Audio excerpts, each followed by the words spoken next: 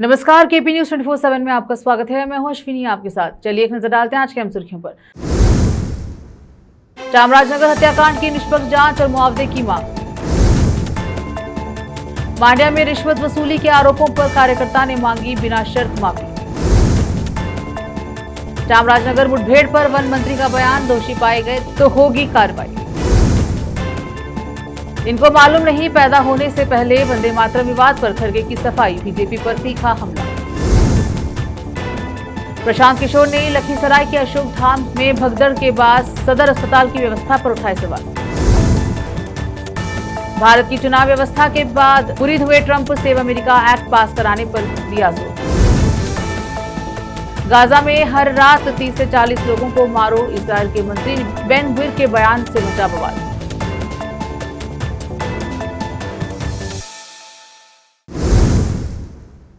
समाचारों का सिलसिला शुरू करते हुए देखते हैं समाचार विस्तार से। चामराजनगर जिले के हन्नूर तालुके में मरीमंगला गांव में 15 अगस्त को हुई 3 लोगों की मौत के मामले में दोषी अधिकारियों के खिलाफ सख्त कानूनी कार्रवाई और मृतकों के परिवारों को मुआवजा देने की मांग उठाई गई। Karnataka Christian protection forum or Karnataka Christian Rakshana Vedike की ओर से जारी ज्ञापन में कहा गया कि घटना में तोमियारा पाल्या निवासी एंथनी स्वामी 55 वर्षीय, पीटर 46 वर्षीय और कुमार 45 वर्षीय की मौत हुई है।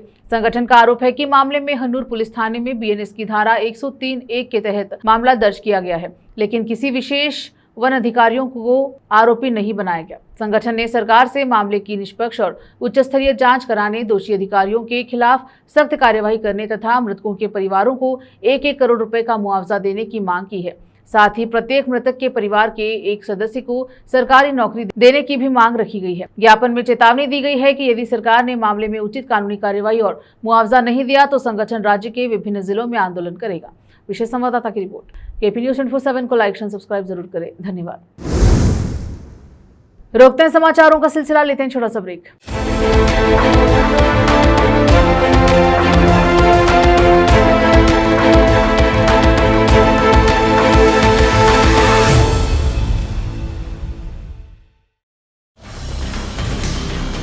हिंदुस्तान के हर कोने में हम हैं मौजूद। 24 घंटे हालात पर गहरी नजर, खबरों से जुड़े चुपते सवालात,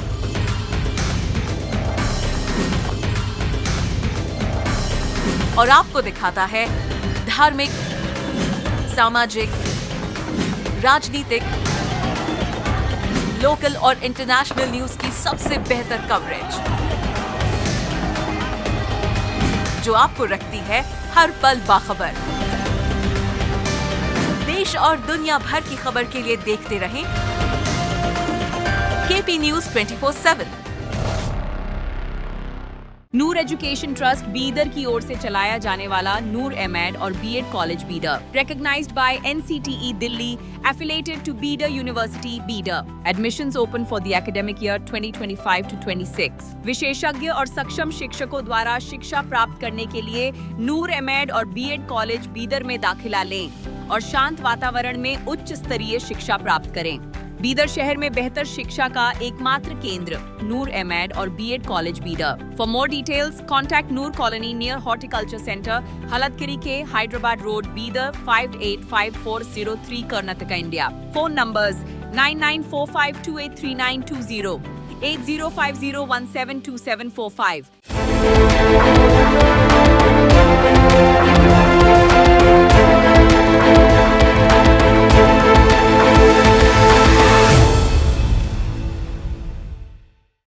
ब्रेक के बाद स्वागत है आपका। देखते हैं समाचार देश के।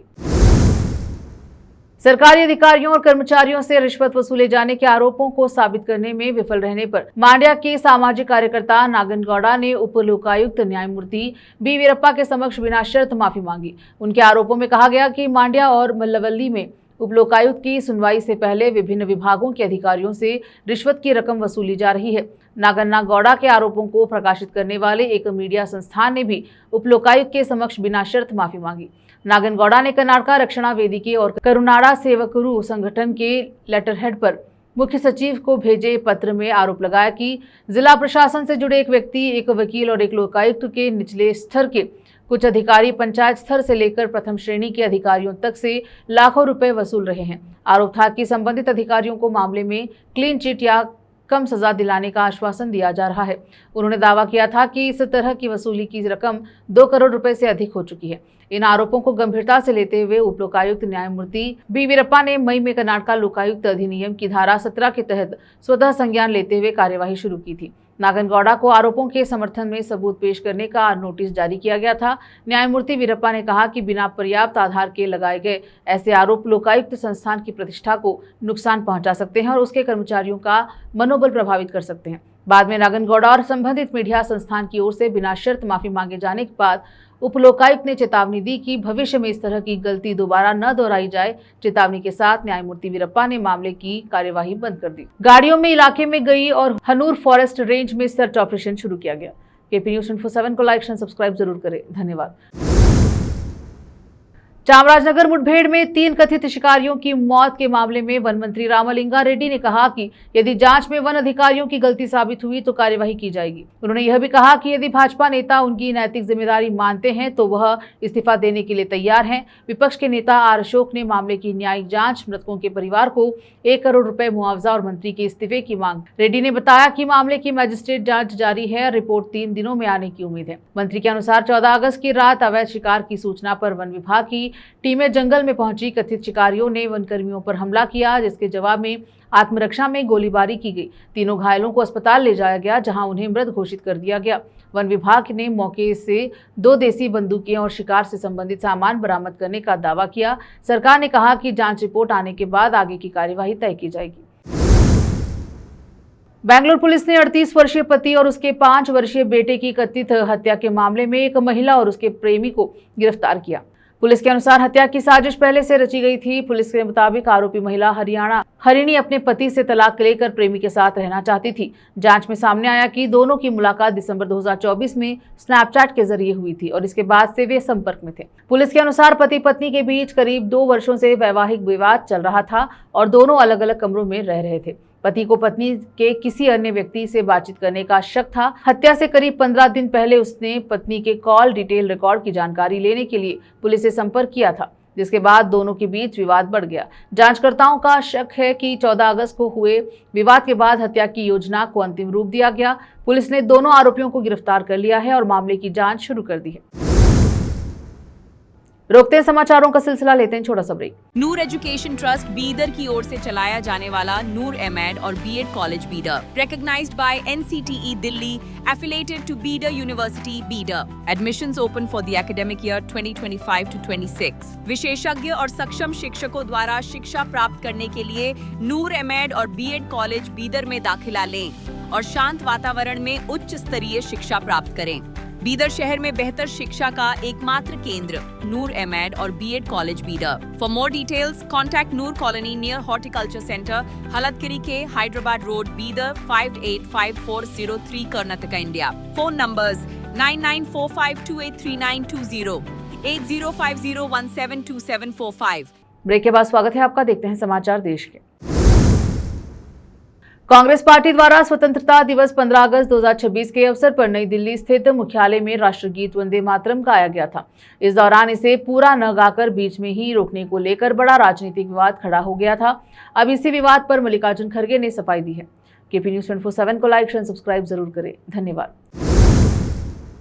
जनसुराज के संस्थापक प्रशांत किशोर मंगलवार को लखीसराय पहुंचे और अशोक धाम मंदिर परिसर में हुई भगदड़ के बाद सदर अस्पताल की सुविधाओं पर गंभीर सवाल उठाए। उन्होंने कहा कि इतनी बड़ी घटना के बावजूद सदर अस्पताल में केवल एक आयुष डॉक्टर मौजूद था। घायल हुए 24 लोगों में से किसी को भी सदर अस्पताल में भर्ती नहीं कराया गया। सभी का इलाज निजी अस्पतालों में हुआ। प्रशांत किशोर ने कहा कि अगर सदर अस्पताल में सुविधाएं बेहतर होती तो घायलों को निजी अस्पताल में इलाज कराने के लिए मजबूर नहीं होना पड़ता।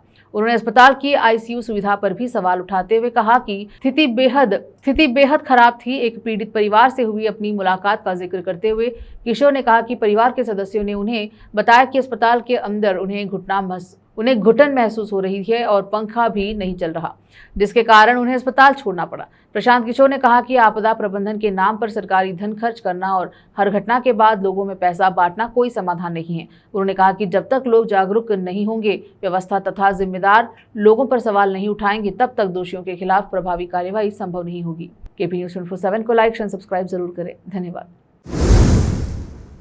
छात्रों के विरोध प्रदर्शन के दौरान हुई पुलिस कार्रवाई को लेकर अब एक उच्च अधिकार प्राप्त समिति जांच कर रही है। सुप्रीम कोर्ट ने इस मामले में वकीलों की जांच के लिए संगीत समिति का फैसला किया है। इस कड़ी में सीजेपी के प्रवक्ता सौरभ दास ने क्या कहा। भाजपा सांसद रविशंकर प्रसाद ने कहा, आज हम पूरी कांग्रेस की मानसिकता पर सवाल उठाना चाहते हैं। वंदे मातरम भारत की आजादी का एक प्रमुख गीत था। 1936 और 1937 में कांग्रेस का मुस्लिम लीग के साथ एक पैक्ट हुआ था। संभावना है कि इस मुस्लिम लीग द्वारा कहा गया था कि आप केवल 2 पैराग्राफ गाइए, क्योंकि इससे हमारी धार्मिक भावनाएं आहत होती हैं। मुख्यमंत्री वीडी सतीशन ने 18 अगस्त को बंदरगाह के एग्जीक्यूटिव एंड इंपोर्टेड एग्जाम संचालन के उद्घाटन के लिए विझिंजम बंदरगाह का दौरा किया गया। रोकते हैं समाचारों का सिलसिला, लेते हैं छोटा सा break. Noor education trust Bidar की ओर से चलाया जाने वाला नूर एमएड और BEd college Bidar, recognized by NCTE Delhi, affiliated to Bidar university Bidar. Admissions open for the academic year 2025 to 26. विशेषज्ञ और सक्षम शिक्षकों द्वारा शिक्षा प्राप्त करने के लिए नूर एमएड और बीएड कॉलेज बीदर में दाखिला लें और शांत वातावरण में उच्च स्तरीय शिक्षा प्राप्त करें। बीदर शहर में बेहतर शिक्षा का एकमात्र केंद्र नूर एमएड और BEd college Bidar. For more details contact Noor colony near horticulture centre, Halatgiri के Hyderabad road, Bidar 585403 Karnataka, India. Phone numbers 9945283920, 8050172745। Break के बाद स्वागत है आपका। देखते हैं समाचार अंतर्राष्ट्रीय। अमेरिका के राष्ट्रपति डोनाल्ड ट्रंप भारत की चुनाव व्यवस्था से काफी प्रभावित नजर आ रहे हैं। उन्होंने भारत जैसी चुनाव व्यवस्था लागू करने के लिए सेव अमेरिका एक्ट पर जोर दिया।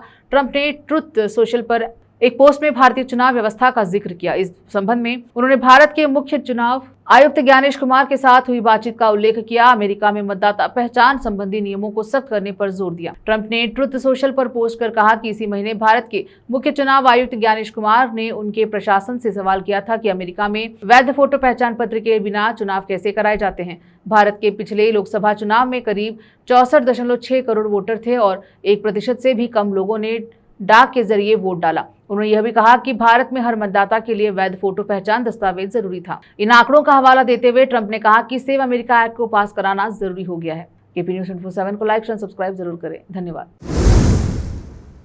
अक्टूबर 2023 में इजराइल पर हमास के हमले के बाद इजरायली सेना ने हमास की कमर तोड़ने के साथ ही गाजा पर बमबारी कर उसे खंडहर में तब्दील करने में कोई कसर नहीं छोड़ी है। वही अब इजराइल के प्रधानमंत्री बेंजामिन नेतन्याहू की गठबंधन सरकार में शामिल एक कट्टरपंथी सांसद ने सार्वजनिक रूप से गाजा में हर रात 30 से 40 लोगों को मारने की बात कही। उनके इस बयान से बवाल मच गया है। राष्ट्रीय सुरक्षा मंत्री इतमर बेन ग्विर की यह टिप्पणी फिलिस्तीनी मीडिया में तेजी से प्रसारित हुई। इतमर बेन ग्विर ने गाजा में पूर्व में बंधक बनाए गए रोम ब्रास्लावस्की के पॉडकास्ट में यह बयान दिया। दोनों 7 अक्टूबर 2023 को हमास के हमले के बाद इजराइल के हालात पर चर्चा कर रहे थे। इस दौरान बेन ग्विर ने गाजा में इजराइल के हालिया हवाई हमलों में कमी की आलोचना की। उन्होंने कहा कि यह कोई रहस्य नहीं है, मैं प्रधानमंत्री से असहमत हूं। मेरा मानना है कि गाजा में लोगों को निशाना बनाकर मारना चाहिए और हर रात 30 से 40 लोगों को निशाना बनाया जाना चाहिए। केवल उन लोगों को नहीं जो तत्काल खतरा है। वहां कुछ ऐसे लोग भी हैं जो जीने के लायक नहीं है, उन्हें जीवित नहीं छोड़ना चाहिए। केपी न्यूज़ 24/7 को लाइक एंड सब्सक्राइब जरूर करें। धन्यवाद। फिर से एक नजर आज के मुख्य समाचारों पर। चामराजनगर हत्याकांड की निष्पक्ष जांच और मुआवजे की मांग। मांड्या में रिश्वत वसूली के आरोपों पर कार्यकर्ता ने मांगी बिना शर्त माफी। चामराजनगर मुठभेड़ पर वन मंत्री का बयान, दोषी पाए गए तो होगी कार्रवाई। इनको मालूम नहीं, पैदा होने से पहले वंदे मातरम विवाद पर खड़गे की सफाई, बीजेपी पर तीखा हमला। प्रशांत किशोर ने लखीसराय के अशोक धाम में भगदड़ के बाद सदर अस्पताल की व्यवस्था पर उठाए सवाल। भारत की चुनाव व्यवस्था के बाद मुरीद हुए ट्रंप सेव अमेरिका एक्ट पास कराने पर दिया जोर। गाजा में हर रात 30 से 40 लोगों को मारो, इजराइल के मंत्री बेन ग्विर के बयान से मचा बवाल।